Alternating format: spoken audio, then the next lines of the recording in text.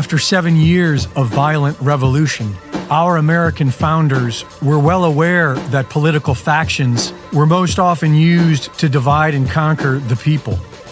And they knew that the republic they created would only last as long as the people could remain educated. In 1816, Thomas Jefferson wrote, "If a nation expects to be ignorant and free in a state of civilization, it expects what never was and never will be." By the end of the Civil War, the two-party system became the norm. The globalist system we face today was born, and the deliberate dumbing down of the American citizen began with our great-great-grandparents. In the late 1800s, the Skinner-Pavlovian method was brought into American schools by Johns Hopkins. These psychological methods allowed teachers the ability to program students' behavior in the same way that Pavlov did with dogs.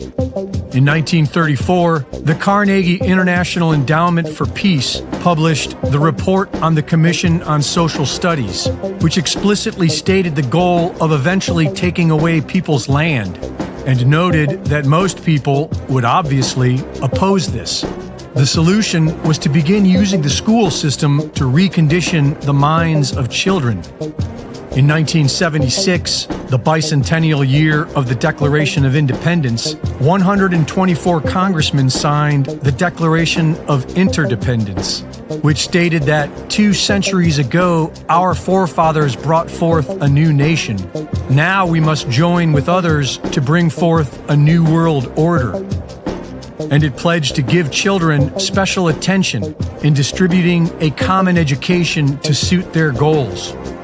By the 1990s, this globalist dumbing down system was perfected, and America began exporting it worldwide in what is known as outcome-based education.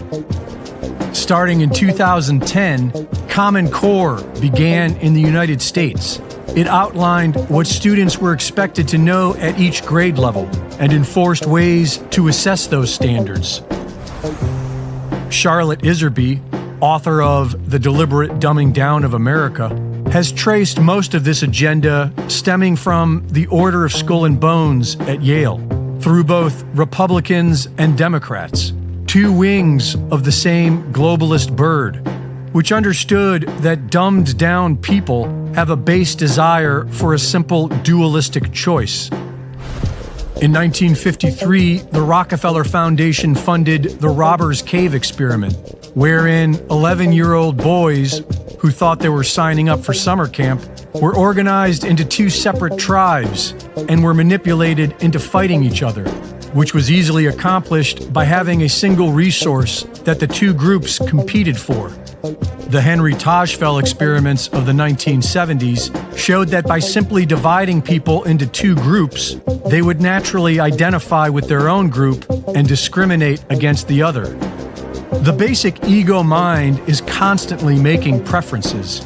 No matter how dumb you are, you have an opinion about everything.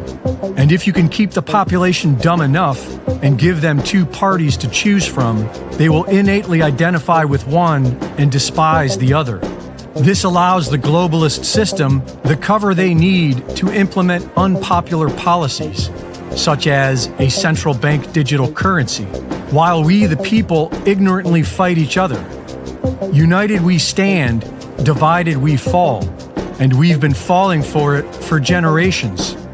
The American people have been so thoroughly dumbed down that we think freedom is the ability to choose between 2 parties working for the same control system. And we have been made so weak that we are afraid to even discuss the option of violence, which is most often the only remedy for tyranny. But if we were an enlightened people, we could simply unite together as one and just say no to the tyrants. The answer to 1984 is 1776. Reporting for Infowars, this is Reese.